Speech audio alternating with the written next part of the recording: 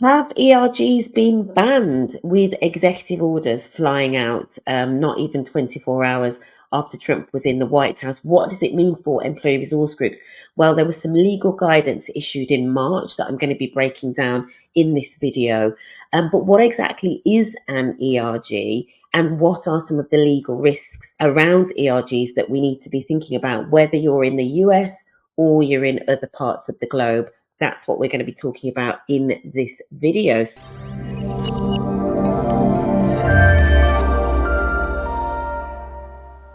Hello, everyone. I am Sheryl Miller.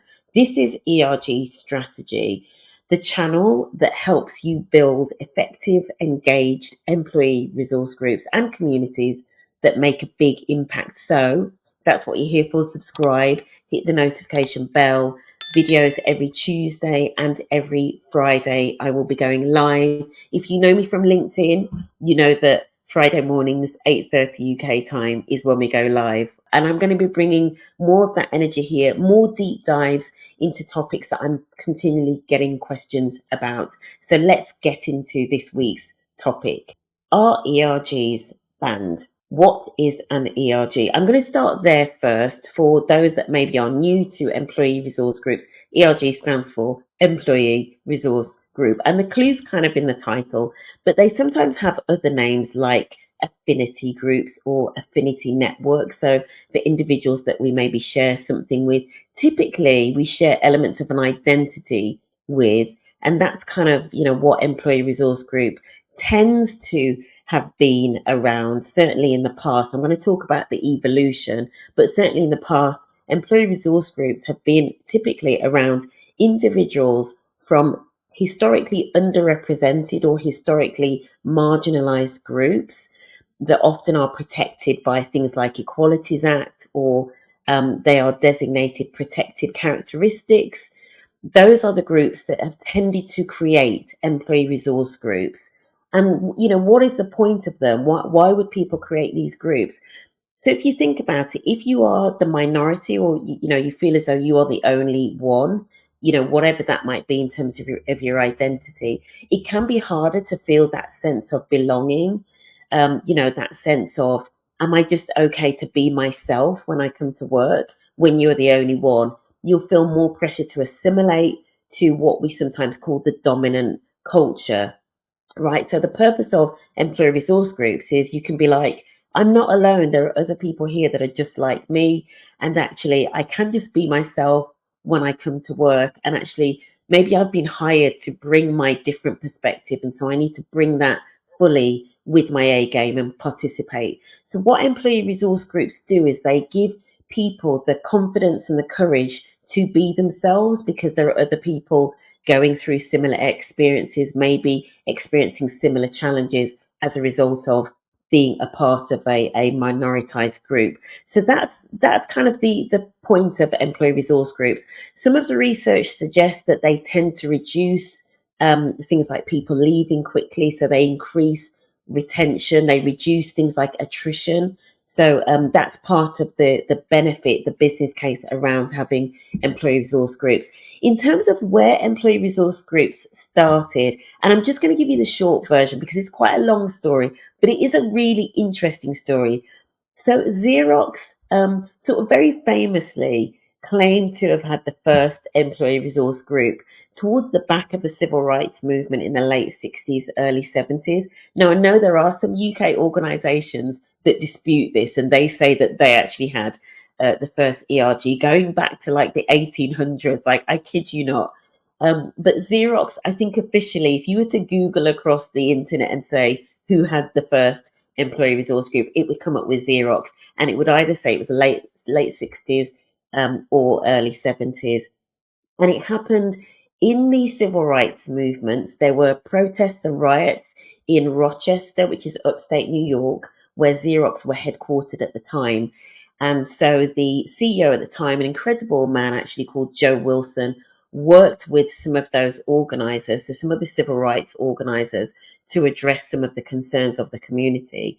And the concerns mainly were around jobs, so lack of access to jobs for individuals from the Black community.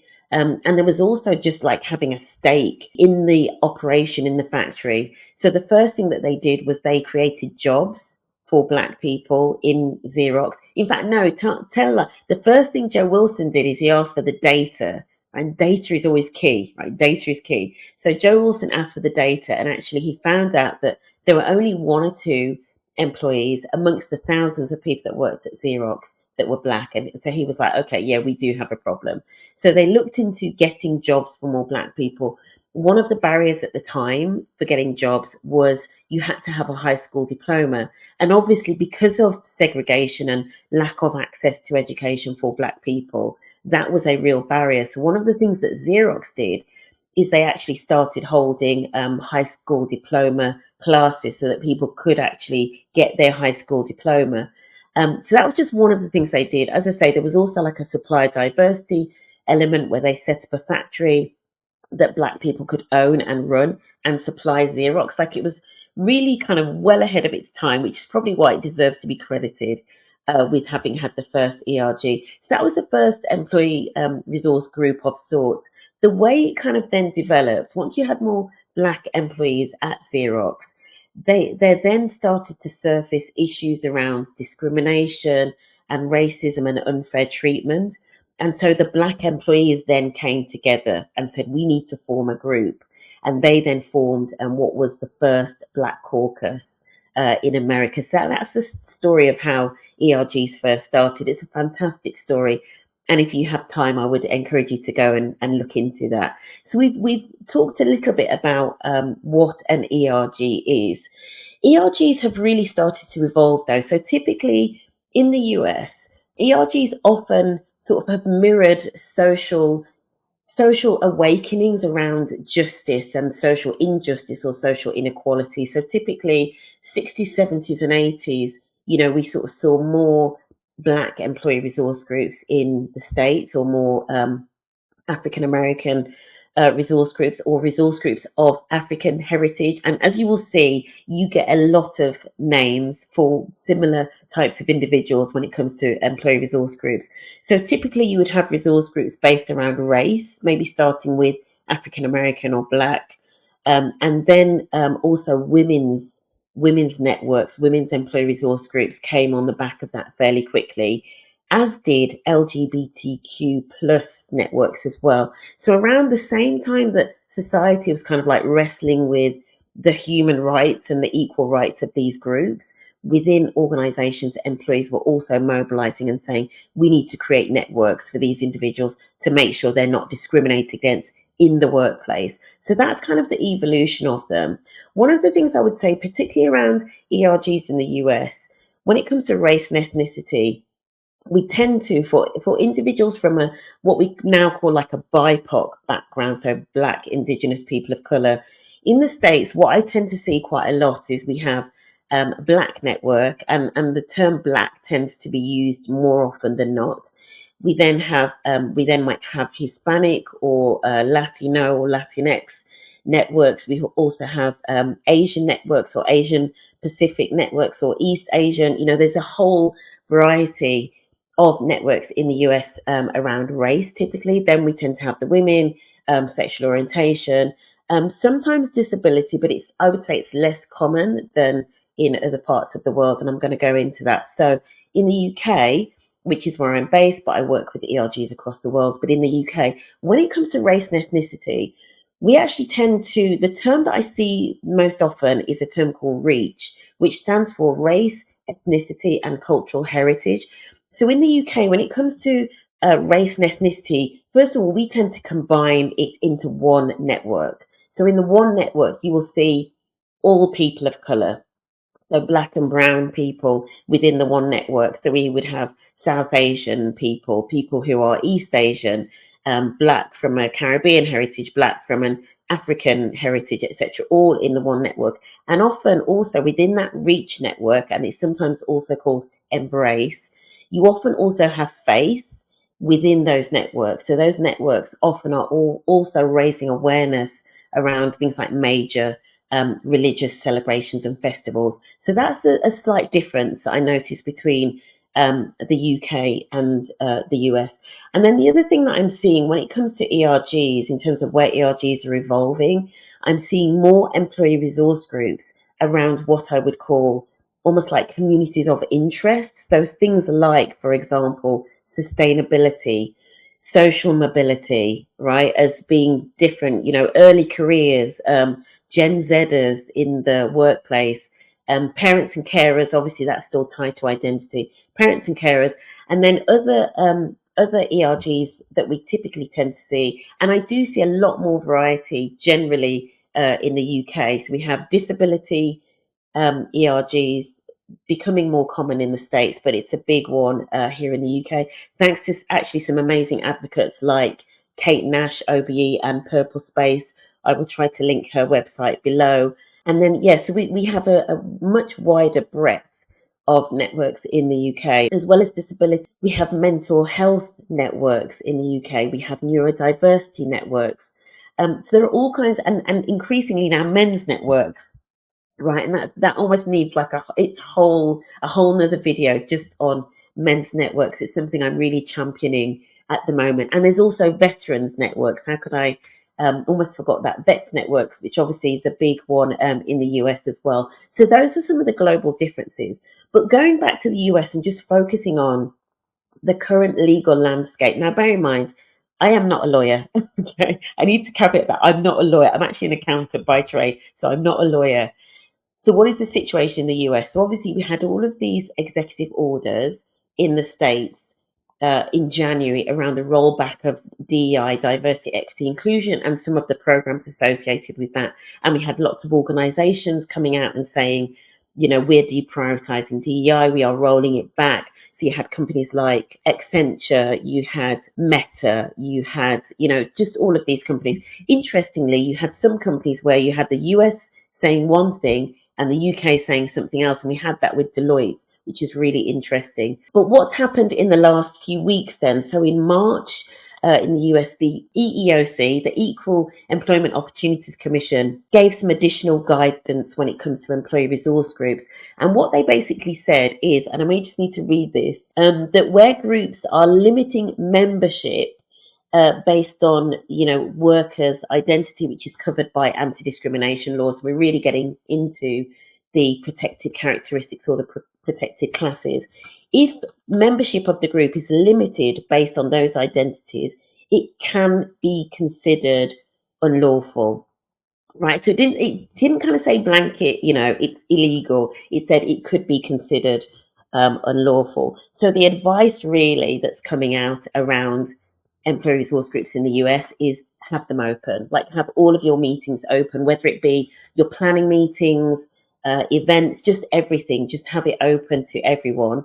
And also very specifically as well, and this really links to the rollback and some of the legal challenges around the DEI programs. If your ERG is, for example, running a program like, say, reverse mentoring or training and development for individuals who are, members or parts of that community that you serve, you need to make sure that those programs are opened out in terms of legal protection. So basically, there must be no almost like tangible benefit that the members are obtaining as a result of being in the ERG that other people cannot access. That's one of the key elements. I will put some links below to some incredible experts and some resources. So the legal experts that I want to refer you to, there are two individuals, David Glasgow and Kenji Yoshino, who are the executive officers at the Meltzer Center for Diversity, Inclusion and Belonging. The Meltzer Center is part of NYU School of Law. These guys, whatever you want to know about the legal situation that's come out as a result of the executive orders and Trump's and the impact on DEI, these are the guys that you need to follow.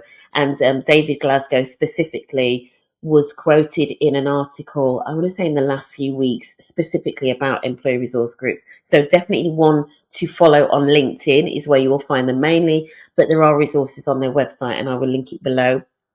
The other person it's worth following, if you don't already, is an amazing individual called Maceo Owens, otherwise known as the ERG homegirl, otherwise known as, her organization is the ERG movement.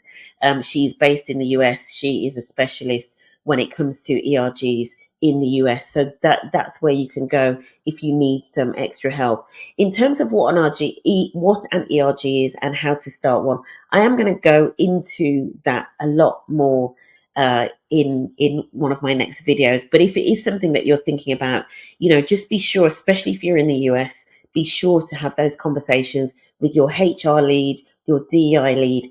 Get support from a senior leader or an executive sponsor, as we sometimes talk about them. So just kind of line your ducks up before you kind of, get going with this employee resource group. So line your ducks up, make sure that everybody's on board. And then the next thing to do really is just get a handful of individuals that maybe think this is a good idea or that you want to bounce the idea off, and just meet and talk through why you think this is a good idea, why you think this is a good idea now, what the issues are that you're trying to solve.